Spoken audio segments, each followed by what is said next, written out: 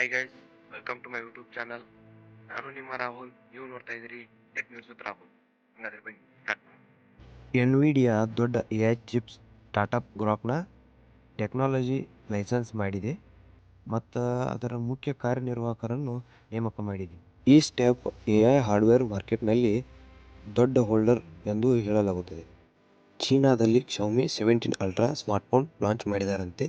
ಇದನ್ನು December 25ರಂದು launch ಮಾಡಿದೆಯಂತೆ. ಇದರಲ್ಲಿ main camera ಸುಧಾರಿಸಲಾಗಿದೆಯಂತೆ. Camera photography ಹೆಚ್ಚು ಗಮನ ನೀಡಲಾಗಿದೆ.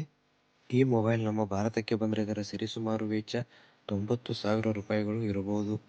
ಭಾರತದಲ್ಲಿ ಪ್ಯಾನ್ ಕಾರ್ಡನ್ನು ಆಧಾರ್ ಕಾರ್ಡ್ಗೆ ಲಿಂಕ್ ಮಾಡಬೇಕಾದ ಅಂತಿಮ ದಿನಾಂಕ ಇದೇ ಡಿಸೆಂಬರ್ 31, 2025ರವರೆಗೆ ಮಾತ್ರ ಇದೆ.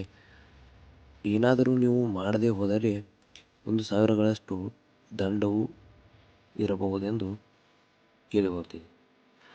ಸರ್ವಿಸ್ ನೌ ಕಂಪನಿಯು ಸೈಬರ್ ಸೆಕ್ಯುರಿಟಿ ಫರ್ಮ್ ಆರ್ಮಿಸ್ ಅನ್ನು $7.75 ಬಿಲಿಯನ್ ಗೆ ಖರೀದಿಸಿದೆಯಂತೆ. ಇದರ ಮುಖಾಂತರ ಎಐ ಸೆಕ್ಯುರಿಟಿ ಕ್ಷೇತ್ರದಲ್ಲಿ ದೊಡ್ಡ ಸ್ಥಾನವನ್ನು ಪಡೆಯಲಿದೆ.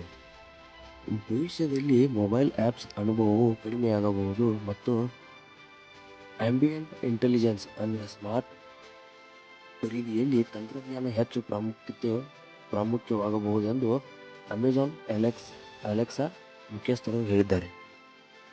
ಎಐ ಡಾಟಾ ಸೆಂಟರ್ ಬೇಡಿಕೆಯ ಕಾರಣಕ್ಕೆ DDR5 ಮತ್ತು NAND ಮೆಮೊರಿ ಚಿಪ್ಗಳ ಬೆಲೆಗಳು ಏರಿಕೆಯಾಗಿದೆ. ಇದು PC ಮತ್ತು ಸ್ಮಾರ್ಟ್ಫೋನ್ ಉತ್ಪಾದನೆಗೆ ಪರಿಣಾಮ ಬೀರಬಹುದು.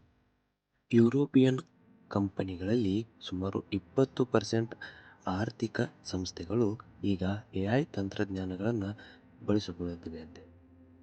ಈ ವಿಡಿಯೋ ನಿಮಗೆ ಇಷ್ಟ ಆದರೆ ಲೈಕ್ ಮಾಡಿ, ಶೇರ್ ಮಾಡಿ, ಸಬ್ಸ್ಕ್ರೈಬ್ ಮಾಡಿ. ವಿಡಿಯೋ ಹೇಗೆ ಅನಿಸಿತು ಅಂತ ಕಮೆಂಟ್ ಮೂಲಕ ತಿಳಿಸಿ. ಮತ್ತೆ ಮುಂದಿನ ವಿಡಿಯೋದಲ್ಲಿ ಸಿಗ್ತೀನಿ. ಅಲ್ಲಿವರೆಗೂ